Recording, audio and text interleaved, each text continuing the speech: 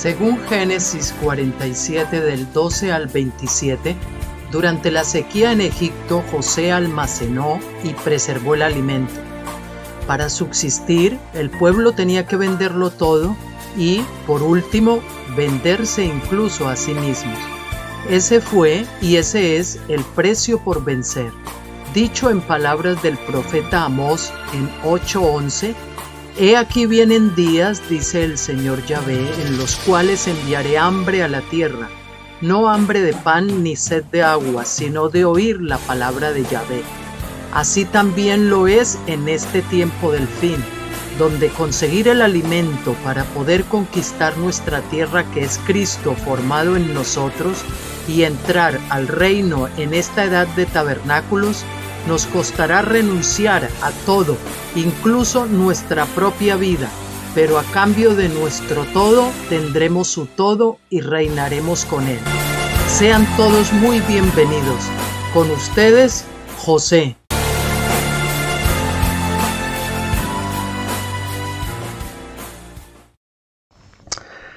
Buenas tardes de nuevo, mis queridos amigos y hermanos.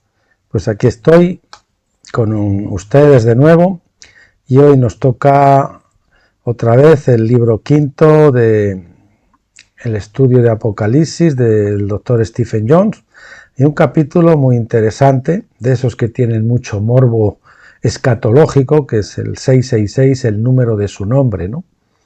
Últimamente, cuando estoy pensando en estas cosas que estamos compartiendo, no estaba previsto que de principio compartiéramos cosas escatológicas, pero creo que es importante dado los tiempos que corren, y me vienen mucho a la memoria unos libros de Stephen Jones que vienen muy acordes con esto, que son Las leyes de la segunda venida.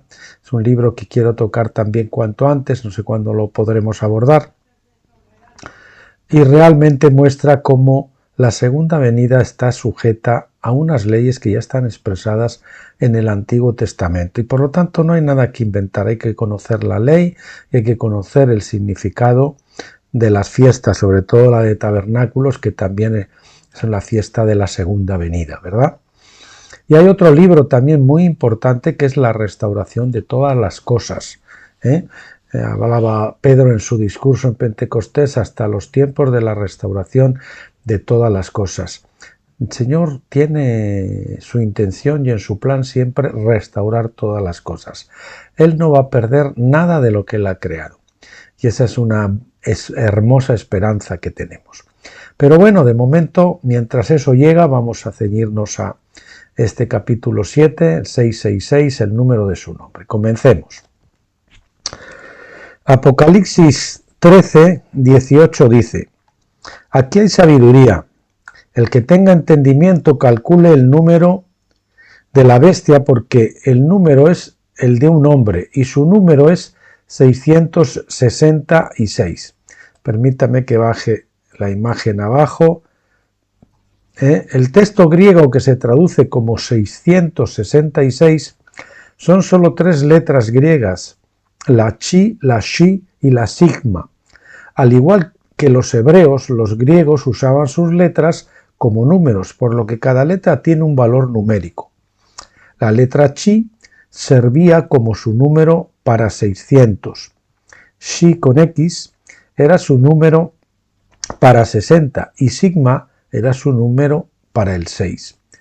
Así que, juntando estas letras, era como escribían el número 666. Veamos primero el número 6. Juan, por supuesto, estaba bien familiarizado con esos números.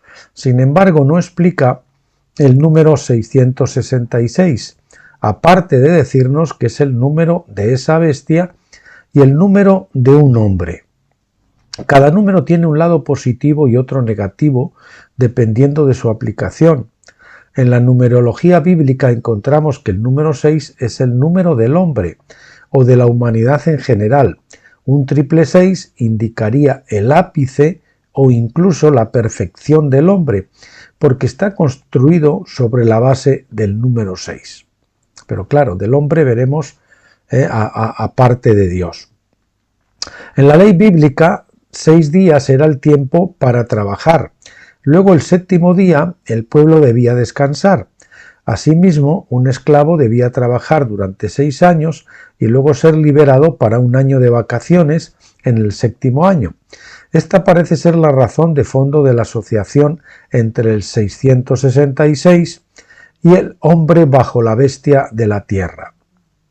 El hombre debía trabajar 6 días, es decir, 6000 años, desde Adán hasta el gran reposo sabático conocido comúnmente como el milenio. Por esta razón, Moisés tuvo que esperar 6 días antes de que se le permitiera subir al monte para encontrarse con el Señor en Éxodo 24 del 16 al 18. Esto sugiere un periodo de espera de 6000 años de trabajo en la tierra antes de que los santos puedan ascender al encuentro con el Señor en el aire. Primera Tesalonicenses 4:17. En las obras de la carne que Pablo enumeró en Gálatas 5 del 19 al 21, se pone la brujería como el 6.º vicio. La brujería es simplemente el intento del hombre de manipular a otros en contra de su voluntad. Así que la rebelión de Saúl contra Dios fue como pecado de adivinación. 1 de Samuel 15:23. Los rituales religiosos del hombre a menudo se reducen a un intento terrenal de manipular a Dios o a los dioses para que hagan algo beneficioso para el hombre. Esto es brujería de bajo nivel. La buena noticia sobre el número 6 es que cuando lo vemos como un ciclo de tiempo, significa el fin del trabajo o la esclavitud o el comienzo del descanso. El fin del trabajo o de la esclavitud, o el comienzo del descanso, 7. Se puede interpretar en el sentido positivo o negativo. El oro de Salomón. El número 666 aparece 2 veces en las Escrituras, no solo en Apocalipsis 13:18, sino también en 2 de Crónicas 9:13. Dice en 2 de Crónicas 9:13: ahora bien, el peso del oro que venía a Salomón cada año era de 666 talentos de oro. Como tantas otras cosas, el Nuevo Testamento debe interpretarse con su doble testimonio, el Antiguo Testamento. Es claro que en 2 de Crónicas 9 al 13, el número 666 está asociado con el oro, que también se usa como dinero. Ciertamente esta declaración tiene un matiz económico, así como lo vemos en la referencia de Juan. Por lo tanto, cuando observamos la declaración de Juan en su flujo natural de revelación de la historia, es notable que coincidiera precisamente con el surgimiento del sistema bancario internacional tal como lo inventó y desarrolló la familia Rothschild. Es decir, que vemos que el 666 está muy relacionado con el tema financiero económico, de la bestia de la tierra, la familia Rothschild. No es tanto el uso del dinero, sino el amor al dinero lo que determina si uno tiene la marca de la bestia. Es decir, como decíamos el otro día, el dinero no es bueno ni es malo, es un bien neutro, es bueno o malo lo que hacemos nosotros con él. Puede ser una buena herramienta o puede ser la perdición. Cuando todo lo que uno hace es por dinero, es una marca de la bestia en la mano. Es como tener una marca de la bestia en la mano. No trabajamos por dinero, exclusivamente por dinero, entonces tenemos la marca de la bestia en la mano, porque el trabajo, se hace con las manos fundamentalmente. Cuando uno planea constantemente cómo hacer más dinero, es una marca de la bestia en la frente. Es decir, ahí que estamos ya no del trabajo físico, sino del planeamiento en la mente, del enfoque en el dinero. Entonces es como tener la marca de la bestia en la frente o en la mente. No importa que los hombres justifiquen su codicia diciendo que es por el avance de la fe cristiana o del reino. Sigue siendo una marca de la bestia, y lo contrario de la ley de Dios, que nos dice que amemos a Dios y al prójimo como a nosotros mismos. A Salomón se le dio el oro o riqueza junto con la sabiduría y la paz para construir el reino de Dios en su tiempo. Desafortunadamente, la última mitad de su reinado la pasó en rebelión, porque leemos en Primero de Reyes 11 del 3 al 5 lo siguiente: y tuvo 700 mujeres princesas y 300 concubinas, y sus mujeres desviaron su corazón, porque aconteció que cuando Salomón era viejo, sus mujeres desviaron su corazón tras dioses ajenos, y su corazón no estaba enteramente consagrado al Señor su Dios, como lo había estado el corazón de David su padre, porque Salomón fue tras Astoret, la diosa de los sidonios, y tras Milcom, el ídolo abominable de los amonitas. Por eso Dios los juzgó dividiendo a Israel en dos naciones, entregando el grueso de las tribus a un rival político. Primero de Reyes 11, del 11 al 13. Así como el pecado de Salomón dividió el reino, hoy también vemos a los masones obsesionados con Salomón, su templo y sus artes oscuras. La masonería es parte de la bestia de la tierra, que se caracteriza por el número 666. La principal diferencia es que la bestia de la tierra es el último sistema de las bestias para esclavizar la tierra, llevándonos al final del tiempo, cuando el reino dividido se reunirá. Para hacer esto, por supuesto, la bestia de la tierra debe ser derrocada primero. El resultado será que el cetro de Judá, dado a la casa de David, se reunirá con la primogenitura de la casa de José, y así la herencia completa será dada a los santos del Altísimo. En 2014, la Corte Divina emitió el decreto legal para establecer esto, y ahora estamos viendo los efectos de ese decreto remodelando el mundo. Un decreto, como ven, que se hizo el equipo de Stephen Young en 2014 en la Corte Divina, y cuyos efectos están siendo palpables ahora más que nunca, ¿verdad? Los vasos del templo. Jerusalén fue capturada por el rey de Babilonia en el 604 a.C. Joacim fue el rey vasallo en Jerusalén bajo Babilonia hasta que se rebeló en el 597 a.C. Joacim fue asesinado y reemplazado por Joaquín, que entonces tenía solo 8 años. Duró apenas 3 meses y 10 días, segundo de Crónicas 36:9. Entonces el rey Nabucodonosor lo llevó a Babilonia con los utensilios valiosos de la casa del Señor, segundo de Crónicas 36:10. Entonces los utensilios del templo fueron llevados a Babilonia con Joaquín en el año 597 a.C. Segundo de Reyes 25 del 13 al 17 nos da un inventario de los vasos del templo llevados a Babilonia. Es interesante notar que ni el altar del incienso ni el arca del pacto fueron enumerados, porque según los registros encontrados por Nehemías, ya habían sido escondidos por Jeremías en el monte Nebo. Esto está registrado en el libro ese apócrifo de los apócrifos, segundo de Macabeos 2, versículo 4. Y dice así: también estaba contenido en el mismo escrito que el profeta, siendo advertido por Dios, mandó que el tabernáculo y el arca fueran con él cuando salió a la montaña donde Moisés subió y vio la herencia de Dios. Y cuando Jeremías llegó allí, encontró una cueva hueca, en la cual colocó el tabernáculo y el arca y el altar del incienso, y así tapó la entrada, la puerta. La deportación de los vasos del templo parece ser el evento más importante para Ezequiel, porque él fecha su ministerio y sus revelaciones según el cautiverio de Joaquín en el 597 a.C., como lo vemos en Ezequiel capítulo 1, versículo 2. La importancia de esta fecha se ve en la historia, pues 666 años después, el ejército romano tomó Jerusalén y llevó los vasos del templo a Roma. No había arca, por supuesto, porque había desaparecido hacía mucho tiempo.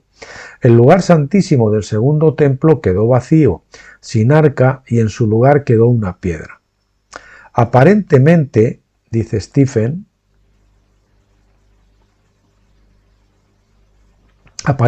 los judíos habían construido un nuevo candelero para reemplazar el que escondió Jeremías, porque claramente se incluye un candelero en el arco de Tito entre los despojos de la guerra que fueron llevados a Roma. Es curioso también que 1260 años después del 70 después de Cristo nos sitúa en el año 1330. En 1296 los ingleses habían llevado los vasos sagrados desde Escocia a Londres, pero en 1328 se firmó el Tratado de Northampton y los ingleses accedieron a devolverlos. En 1330, sin embargo, los nobles de Inglaterra impidieron que el rey devolviera estos vasos sagrados. Estos vasos sagrados incluían la piedra Scone o pilar de Jacob, la piedra sobre la cual los antiguos reyes de Israel eran coronados en Jerusalén. Esta piedra fue devuelta en el año 1996, 700 años después de haber sido llevada a Inglaterra y 666 años desde que se suponía que debía ser devuelta. Ahí tienen un infograma de estas fechas que les acabo de leer. Por lo tanto, vemos la cronología como 666 más 1260 años más 666 años nos sitúa en el año 1996. El primer 666 fue sobre los vasos sagrados del templo, el último 666 fue sobre la piedra de la coronación. Esto implica que la piedra de la coronación es sagrada y es un tipo profético que está conectado a los vasos del templo en Jerusalén. Bueno, esa piedra de la coronación, o la Scone, como hemos dicho antes, es la piedra que al parecer sobre la que se durmió Jacob cuando huía de Saúl, camino a Siria, a casa de Labán. Y parece ser que esa piedra la conservaron y parece ser que es la piedra también que les seguía en el desierto, la piedra que los seguía, que representación de Cristo, ¿no? Y era esa piedra que al parecer la conservaron y la tenían en el templo y era donde se situaban los reyes de Israel para la coronación. Después todo esto pasó a través de Jeremías, cuando Jeremías fue a Inglaterra, camino de España y todo eso, en la historia de la Iglesia lo pueden leer, pues al final acabó ahí, como vemos, en Reino Unido. Pero, ¿qué nos dice esto sobre el significado del número 666? Está asociado con el cautiverio de los vasos del templo y también con la remoción de la piedra, que significa el derecho divino de gobernar con el mandato de dominio. Ambos tienen que ver con el largo cautiverio que comenzó en el tiempo de Jeremías cuando Babilonia tomó Jerusalén. La bestia de la tierra es la entidad final que ha tenido el derecho de poner la tierra en cautiverio bajo estos sistemas de bestias. Esto también está relacionado con las acciones del rey Belsasar de Babilonia en la noche en que cayó Babilonia. Daniel 5, del 2 al 4, nos dice que el rey estaba celebrando una fiesta en la que se usaron los utensilios del templo para alabar a los dioses de oro y de plata, de bronce, de hierro, de madera y de piedra. Daniel 5:4. Esta profanación fue el acto final antes de que mataran al rey de Babilonia y Babilonia fuera tomada por los reyes del oriente, los medos y los persas. Esta profanación, cuando se ve en el contexto más amplio del cautiverio babilónico mismo, muestra que la adoración en el templo estaba sujeta a dioses falsos que los hombres crean a su propia imagen. Tal adoración ha caracterizado a la Iglesia del cautiverio, la Odisea, sin que ellos se den cuenta. También es una característica peculiar de la vida religiosa bajo la bestia de la tierra en general, especialmente en la masonería, que basa sus ceremonias de adoración, entre comillas, en el templo después de la apostasía de Salomón. La imagen dorada.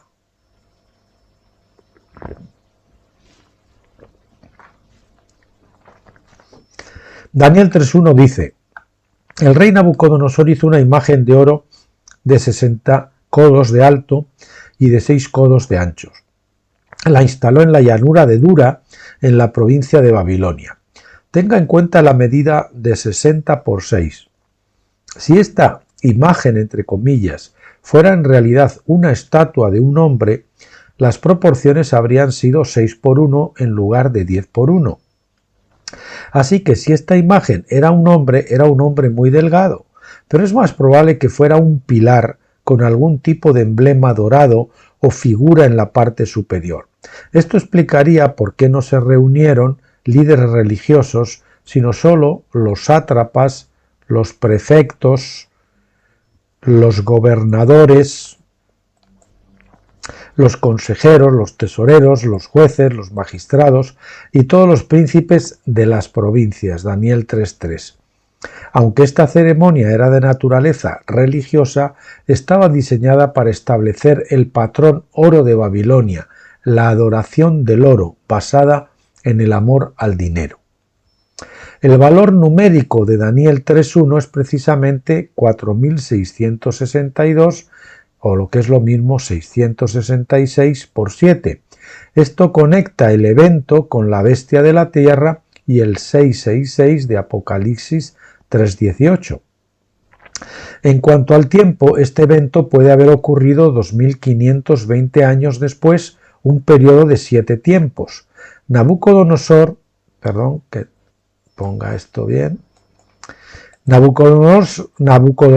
sitió Jerusalén en el año 588 a.C.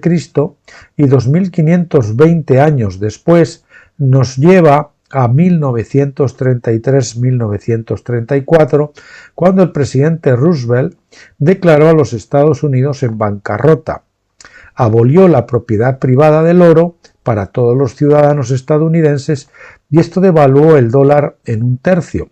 La mayoría de los ciudadanos estadounidenses cumplieron porque no entendían la ley. Pensaron erróneamente que eran ciudadanos estadounidenses. Bueno, ya ven que aquí el Stephen se apoya mucho en los ciclos proféticos, por eso cita estas fechas y suma estas fechas a unas a otras para llevarnos a eventos históricos en particular.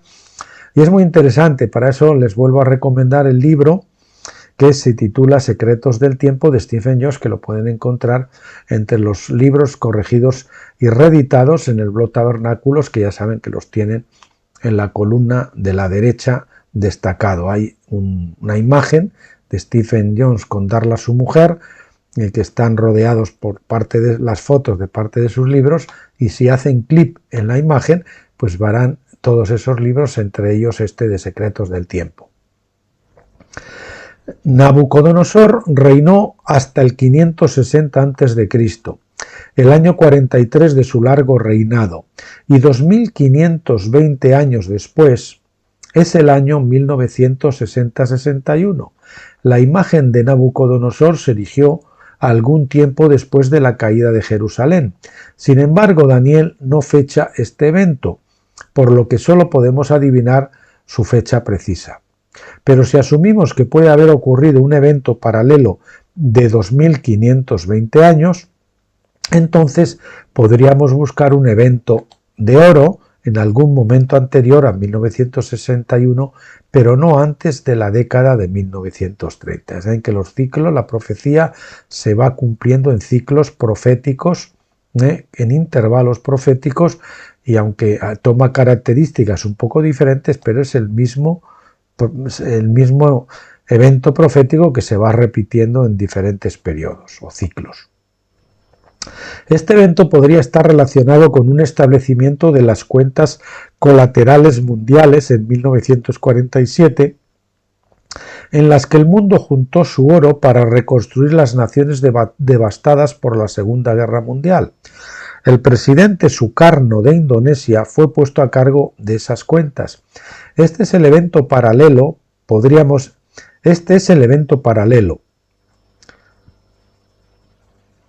podríamos fechar las imágenes de oro de Nabucodonosor 2520 años antes, en el 574 a.C. o el año 29 de su reinado. Este párrafo yo creo que lo voy a tener que revisar porque está aquí un poquito mal redactado. Lo miraremos y si eso mañana les cuento. El establecimiento de las Naciones Unidas junto con las cuentas colaterales en 1947 fue el resultado real del Tratado de Versalles en 1919. Este sería el nuevo orden mundial durante el nuevo contrato de 99 años desde 1919 a 2018. Bueno, pues no he querido esperar hasta mañana, he ido a revisar y parece ser que faltaba aquí un sí. Es decir, vamos a releer por tanto estos dos últimos párrafos. Dice, este evento podría estar relacionado con el establecimiento de las cuentas colaterales mundiales en 1947, en las que el mundo juntó su oro para reconstruir las naciones devastadas por la Segunda Guerra Mundial. El presidente Sukarno de Indonesia fue puesto a cargo de estas cuentas. Y dice así, aquí estaba el error, si este es el evento paralelo, podríamos fechar la imagen de oro de Nabucodonosor 2520 años antes, en el 574 a.C. o el año 29 de su reinado. El establecimiento de las Naciones Unidas junto con las cuentas colaterales en 1947 fue el resultado real del Tratado de Versalles en 1919. Este sería el nuevo orden mundial durante el nuevo contrato de 99 años desde 1919 a 2018. Goliat. En la historia bíblica de David y Goliat entendemos que Goliat era, por así decirlo, más grande que la vida, es decir, era más que un individuo, era un tipo profético que representaba la oposición al reino de Dios durante el tiempo de la iglesia Saúl, así como los gigantes en la tierra que Josué enfrentó al establecer ese primer reino. Josué 11 del 21 al 22. Se decía que Goliat tenía 6 codos y un palmo. Primera de Samuel 17:4. Además pesaba la punta de su lanza 600 siclos de hierro. Primero de Samuel 17:7. Otro gigante llamado Goliat, quizás el hijo del Goliat original, fue asesinado algunos años después por el Hanán en 2 de Samuel 21:19 y luego leemos en 2 de Samuel 21:20 así. Y hubo otra vez guerra en Gat, donde había un hombre de gran estatura que tenía 6 dedos en cada mano y 6 dedos en cada pie, 24 en número, y él también había nacido del gigante, entre corchetes Goliat. Todos estos seises parecen apuntar al número 666, identificando al gigante, entre comillas, con los sistemas carnales y opresivos de la naturaleza bestial. El nombre Goliat significa exilio. Cuando América, Europa y gran parte del mundo estuvieron bajo el juicio divino por desobediencia, se exiliaron, por así decirlo. Sin embargo, no fueron llevados a países extranjeros porque estuvieron bajo el yugo de madera de Jeremías 27:12, en lugar del yugo de hierro de Deuteronomio 28:48.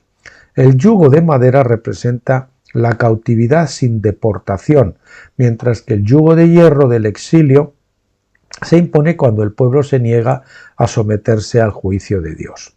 El nombre Goliat proviene de la raíz de la palabra Galag, que significa ir al exilio, descubrir, quitar. Podemos ver los gigantes de la tierra observando los rascacielos en cualquier gran ciudad. Si quiere saber si está esclavizado por Goliat, busque en su billetera una tarjeta Discover y luego mire su sede corporativa en el edificio gigante en Chicago. Goliat hoy es un sistema financiero que está mejor representado por Discover. Vemos los rascacielos como gigantes, ¿no? El sistema financiero con las tarjetas de crédito y demás. Esa es la representación de Goliat en nuestro tiempo. Vamos con el epígrafe titulado La gematría. Saben que es el estudio del significado de los números en la Biblia, ¿no? Si calculamos la gematría de todo el versículo de Apocalipsis 13:18 que habla del número 666, el valor numérico suma 666 por 15. Por lo tanto, integrado en el texto mismo está este número misterioso y las probabilidades de que esto suceda es solo una en 666.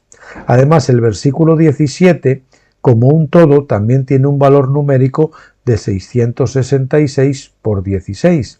Las probabilidades de que dos versículos seguidos sean múltiplos de 666 se pueden calcular como una entre 443.556. Es decir, 666 por 666. Qué casualidades, ¿verdad? Las probabilidades aumentan mucho si tuviéramos en cuenta que ambos versículos hablan de este mismo tema. En Apocalipsis 18:5 la frase «porque sus pecados se han amontonado hasta el cielo» lleva un valor numérico de 666 por 6. La frase de Apocalipsis 14:11 «los que adoran a la bestia y a su imagen» tiene un valor numérico de 666 por 6. Asimismo, la frase «mercaderes de la tierra» en Apocalipsis 18:3 también tiene un valor numérico precisamente de 666. Esto está respaldado por la palabra hebrea yitrón, que quiere decir beneficio,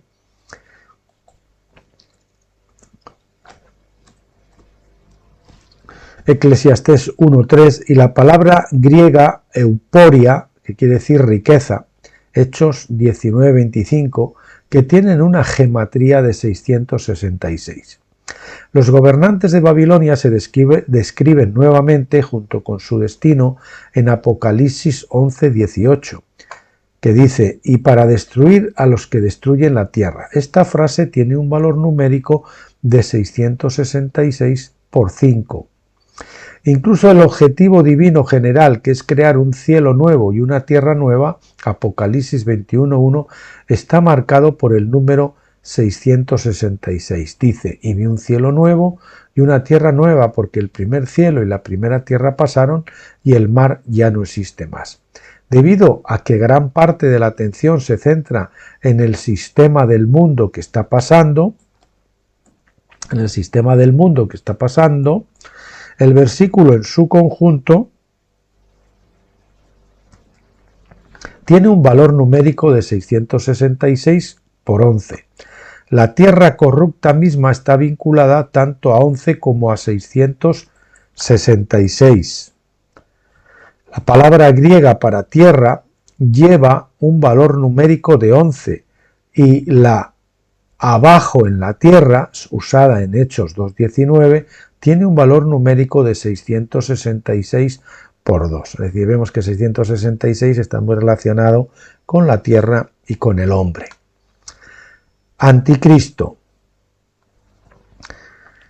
Aunque la palabra anticristo nunca aparece en el libro de Apocalipsis y es de hecho una palabra que solo el propio Juan usa en sus otros escritos, los teólogos y maestros de la Biblia han tendido a identificar las diversas bestias con el anticristo. Ciertamente hay una conexión, pero no creo que sean lo mismo ni tampoco son sinónimos. Perdón. La idea de una bestia se ve más claramente en el libro de Daniel, donde los 4 imperios que iban a surgir se describen como bestias: león, oso, leopardo y bestia con dientes de hierro, junto con una extensión, cuerno, de la 4ª bestia.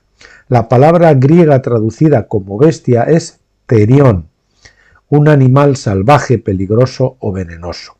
Toda bestia salvaje necesita un adiestrador y por lo tanto todo reino necesita un rey que lo guíe. Si pensamos en el rey como el anticristo y su reino como la bestia salvaje, entonces podemos ver la conexión entre los dos, así como su distinción. Es decir, el rey, el que dirige el reino, sería el anticristo y el reino en sí sería la bestia.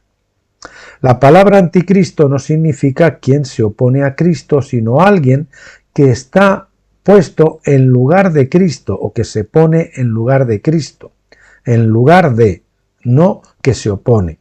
La palabra es técnicamente neutra, no siendo ni buena ni mala, excepto por la forma en que el hombre gobierne. En Mateo 2:22 leemos: pero cuando oyó que Arquelao reinaba en Judea en lugar de, que en griego se dice anti, su padre Herodes tuvo miedo de ir allá. Es decir, anti no es contra, sino en lugar de. Tuvo miedo de ir allá. En otras palabras, Arquelao era un anti-Herodes, no porque se opusiera a Herodes, sino porque gobernó en lugar de Herodes. Puede gobernar de la misma manera que su padre o puede oponerse a las políticas pasadas de su padre y gobernar de manera diferente. La palabra anti no distingue, sino que permanece neutral en este sentido. Así también es con Cristo y el anticristo. Juan nos dice en su época que en su época ya había muchos anticristos. Podríamos citar algunos de ellos del Antiguo Testamento. Saúl era un anticristo en el sentido de que gobernó el trono del reino a su manera, tratando el trono como si fuera suyo. Saúl era un anticristo en un sentido negativo. Sin embargo, el rey David gobernó el trono como mayordomo de Cristo, intentando gobernar según la mente de Cristo. Él era un anticristo en sentido positivo, gobernando en lugar de Cristo. Aún así, la mayoría de los ejemplos en las Escrituras y en la historia son negativos. Quizás el anticristo más prominente fue el hijo de David, Absalón, quien usurpó el trono de David por un tiempo y se convirtió, por así decirlo, en un anti-David, que gobernaba en lugar de David. Su ocupación estableció el patrón profético principal para los eventos del Nuevo Testamento 1000 años después. Absalón derrocó a David con el apoyo y la ayuda de Agitofel, amigo y consejero de David. Segundo de Samuel 15:2, en una conspiración que surgió en la ciudad de Hebrón. Segundo de Samuel 15:10, David se fue sin contraatacar e hizo un sacrificio en la cima del Monte de los Olivos. Segundo de Samuel 15:32. 1000 años después, los principales sacerdotes, en el papel de Absalón, usurparon el trono que por derecho pertenecía a Jesucristo.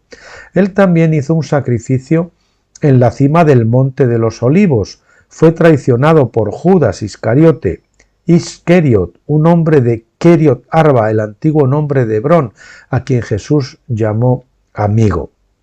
Mateo 26:50. Absalón fue el anticristo más destacado del Antiguo Testamento y los principales sacerdotes desempeñaron su papel en el Nuevo Testamento. Juan vio a los líderes judíos como anticristos que habían usurpado el trono de Cristo, diciendo en 1 de Juan 2:22 al 23: ¿quién es el mentiroso sino el que niega que Jesús es el Cristo? Este es el anticristo, el que niega al Padre y al Hijo. El que niega al Hijo no tiene al Padre, el que confiesa al Hijo tiene también al Padre. Ellos pensaban que confesando al Padre y rechazando al Hijo estaban bien, pero Juan deja muy claro que no se puede confesar al Padre sin confesar al Hijo. Nana y cucas, como diría mi mujer. Los líderes judíos habían negado que Jesús era el Cristo o Mesías, negando así también al Padre que lo había enviado.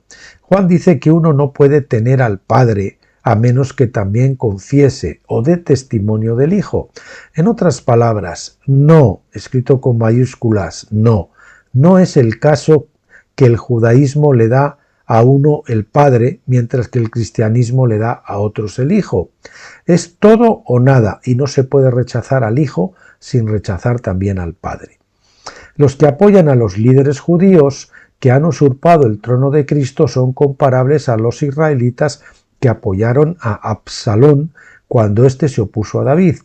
Además, aquellos cristianos que consideran que los judíos son elegidos y apoyan al liderazgo judío están en peligro de seguir el modelo de Ahitófel, quien traicionó a David, y de Judas, quien traicionó a Jesús.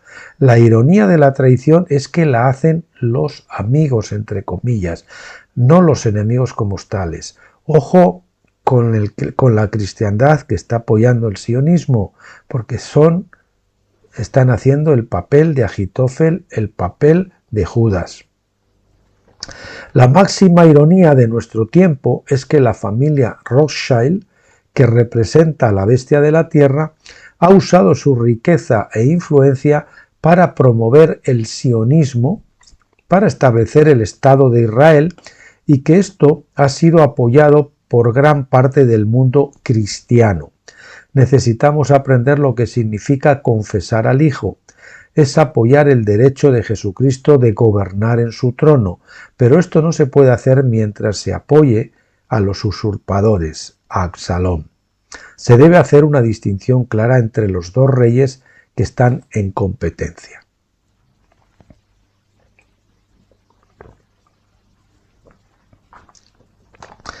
Rothschild, el rey de los judíos.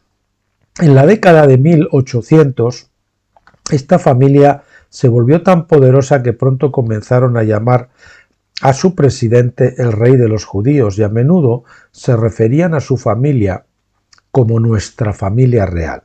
Su biografía oficial, escrita por Niall Ferguson y publicada en 1998, dice en la página 8, dése cuenta que es su biografía oficial. En este sentido, frases como reyes de los judíos que los contemporáneos les aplicaban contenían un importante elemento de verdad. Esa fue exactamente la forma en que los Rothschild se vieron y se comportaron, como muestran frases como nuestra familia real en sus cartas, y la forma en que fueron tratados por muchos otros judíos menos ricos.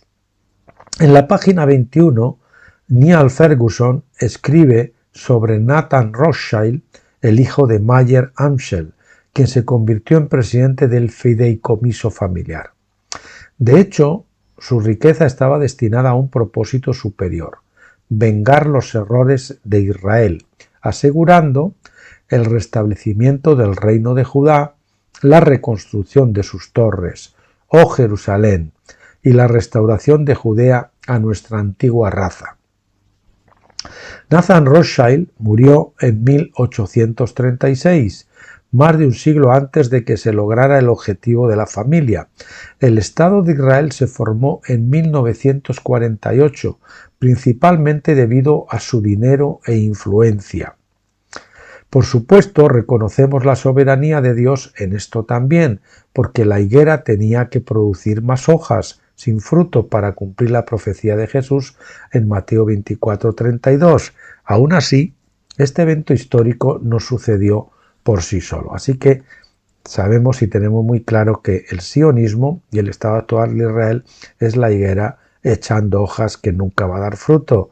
No se engañen, Jesucristo no puede ser un profeta mentiroso, y él dijo que la higuera volvería a la vida y echaría hojas, pero que jamás daría fruto. Ojo, amigos, hermanos que apoyan el sionismo, porque están en un peligro grave. El Niles Weekly Register informó ya en 1833, orgullosamente citado en el libro de Ferguson, página 257. Dice: los Rothschild son las maravillas de la banca moderna. Vemos a los descendientes de Judá, después de una persecución de 2000 años, asomándose por encima de los reyes, elevándose más alto que los emperadores y sosteniendo todo un continente en el hueco de sus manos. Y recuerden que son askenazíes, que no son judíos de raza. Los Rothschild gobiernan un mundo cristiano. No se mueve un gabinete sin su consejo. Curioso, ¿eh? Gobiernan el mundo cristiano. los judíos, o los que se dicen judíos pero son de la sinagoga de Satanás. No se mueve un gabinete sin su consejo. Extienden la mano con igual facilidad de Petersburgo a Viena, de Viena a París, de París a Londres y de Londres a Washington. El barón Rothschild, el jefe de la casa, es el verdadero rey de Judá, el príncipe de la cautividad, el Mesías tan buscado por este pueblo extraordinario. Él tiene las llaves de la paz o la guerra, la bendición o la maldición. Son los intermediarios y consejeros de los reyes de Europa y de los jefes republicanos de América. ¿Qué más pueden desear? Ya saben ustedes quién está gobernando, qué es toda esta realeza europea y demás. Son todos la bestia de la tierra. Es la creencia en los círculos judíos superiores que para calificar como su Mesías, un hombre primero debe ser capaz de probar alguna descendencia de Judá y David, y en segundo lugar debe ayudar a restablecer el Estado judío. Entonces creen que uno de los descendientes de Rothschild será el Mesías judío. Esto es lo que los cristianos de hoy han estado apoyando, sin entender del todo que han sido manipulados detrás de escena por hombres poderosos con intenciones que son cualquier cosa menos cristiana. Ojito, esto no lo había subrayado, pero lo subrayo ahora y lo pongo en negrita porque es importante. Repito, esto es lo que los cristianos de hoy han estado apoyando sin entender del todo que han sido manipulados detrás de escena por hombres poderosos con intenciones que son cualquier cosa menos cristianos. Una vez que entendemos la conexión histórica entre la banca moderna, su dinero y la marca de la bestia, podemos ver cómo la imagen, entre comillas, ha usurpado el lugar de lo real y está en violación directa del segundo mandamiento que prohíbe las imágenes talladas. La marca de la bestia es la marca de un dueño de esclavos, de un amo de esclavos sobre su esclavo. La marca o sello de Dios es la marca o firma de Dios sobre sus siervos. Pablo dice en Romanos 8:2, porque la ley del Espíritu de vida en Cristo Jesús os ha librado de la ley del pecado y de la muerte. En otras palabras, hemos sido liberados del amo bestial, del dueño bestial de esclavos, que nos mandaba pecar. Juan dice que el pecado es anarquía, es decir, anomia, iniquidad. Primera de Juan 3:4. Fuimos puestos en libertad, como Romanos 7:22 dice, y ahora me deleito en la ley de Dios en el hombre interior. Porque estamos de acuerdo con sus justos mandamientos y expectativas, aunque nos resulte imposible cumplirlas mientras estamos en esta carne. Es mucho mejor fallar en un mandamiento justo que tener éxito en cumplir la ley del pecado, que es ordenada por la naturaleza de la bestia y su sistema de gobierno. La imagen de Dios es Jesucristo mismo.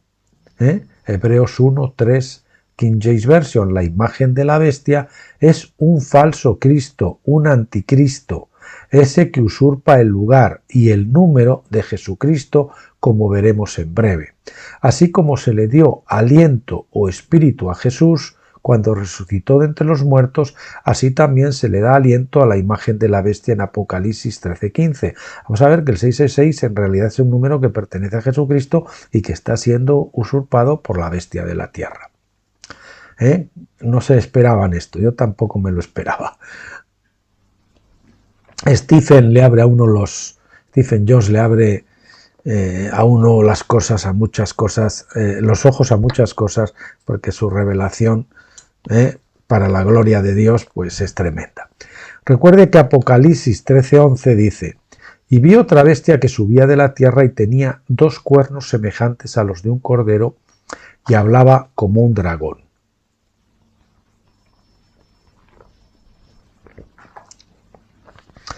Esta bestia es un dragón con piel de cordero, por así decirlo. Pretende ser un cordero, pero su verdadera identidad se revela por su voz y la naturaleza sin ley de sus órdenes. Esto tiene, sin ley quiere decir anárquica, inicua. Esto tiene más de una capa de significado, pero en un nivel o en una capa podemos aplicarlo a los Rothschild y extenderlo a sus asociados de las familias de banqueros, la mayoría de los cuales eran judíos. Como ya hemos visto, pretenden ser israelitas u ovejas, entre comillas, en lenguaje metafórico bíblico, pero en realidad su anarquía, su anomia, su iniquidad, su ser sin ley, revela su verdadera identidad. El número 666 o 666 en realidad representa la perfección 3 del hombre, 6. 3 seises, hombre 6, el número 6, la perfección del hombre. No es un mal número en sí mismo, sino que ha sido usurpado por hombres malvados o anticristos. Importante también esto. No es un mal número, sino que ha sido usurpado. Echemos un vistazo más de cerca a Apocalipsis 13 del 17 al 18. 17. Y dispone que nadie pueda comprar ni vender sino el que tiene la marca, ya sea el nombre de la bestia o el número de su nombre. Aquí hay sabiduría. El que tenga entendimiento calcule el número de la bestia, porque el número es el de un hombre y su número es 666. El número de la bestia es 666, pero eso no quiere decir que lo haya obtenido legítimamente o que realmente le pertenezca. ¿Qué pasaría si ha usurpado este número y lo está usando ilegalmente? ¿Qué pasaría si este número en realidad pertenece a Jesucristo? Esto puede parecer un punto de vista extraño hasta que vemos que la frase "y su número es 666" lleva un valor numérico de 2368. El número 2368 es el valor numérico de Jesucristo en griego. Jesús es 888 y Cristo es 1480. Sumándolos juntos se llega a 2368. En el texto griego actual hay un número que revela aquel cuyo número es 666. No pertenece a la bestia, sino a Jesucristo, porque solo es el hombre perfecto, porque solo él es el hombre perfecto representado por 3 seises. Además, las 3 letras griegas que componen el número 666 son chi, 600, que es la abreviatura de Cristos,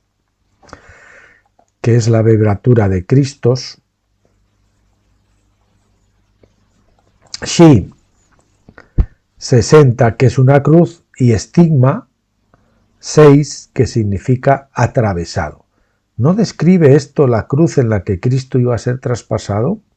Repetimos, además, las 3 letras griegas que componen el número 666 son chi, 600, que es la abreviatura de Cristos, Shi con X, 60, que es una cruz, y estigma, 6, que significa atravesado.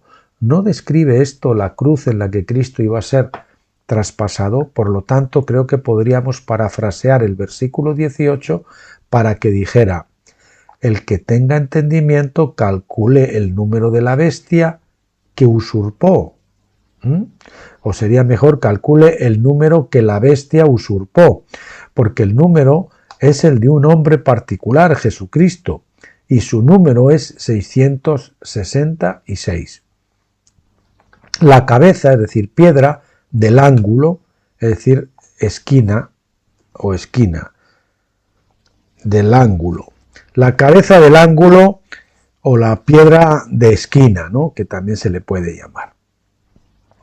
El Salmo 118 del 22 al 23 profetiza de Jesucristo diciendo: la piedra que desecharon los edificadores ha venido a ser la principal piedra del ángulo o cabeza del ángulo en la King James Version. Esto es la obra del Señor, es maravilloso a nuestros ojos. La mayoría de los cristianos reconocen esto como una profecía mesiánica, porque Jesús la citó en Mateo 21:42 y la aplicó a sí mismo. Sin embargo, lo que la mayoría no se da cuenta es que la frase "la principal piedra del ángulo" tiene un valor numérico de 666. Entonces, ¿quién es la principal piedra del ángulo? ¿Es Cristo o el anticristo? Esto demuestra claramente que el 666 es un número perteneciente a Jesucristo, usurpado por la bestia de la tierra.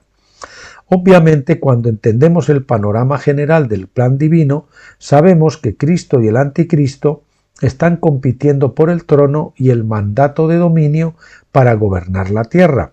Pero al final Jesucristo es el hombre perfecto para el trabajo, mientras que todos los anticristos son meros usurpadores y están descalificados para gobernar el reino como Absalón fue descalificado. Esta principal piedra del ángulo es el mismo fundamento del nuevo templo descrito en Efesios 2, 20 al 22, pero en el Salmo 18, 22 en realidad se refiere a la piedra angular de la gran pirámide de Egipto que se menciona en Isaías 19, del 19 al 20. En aquel día habrá un altar al Señor en medio de la tierra de Egipto y un pilar al Señor junto a su término, y será por señal y por testimonio al Señor de los ejércitos en la tierra de Egipto, porque clamarán al Señor a causa de los opresores, y Él les enviará un Salvador y un campeón, y Él los librará. Todas las medidas y todos los análisis que hay en libros maravillosos al respecto, Stephen lo toca en alguno de sus libros, hablan de que es un altar, la gran pirámide de Giza o de Gizeh está dedicada al Señor, a Dios.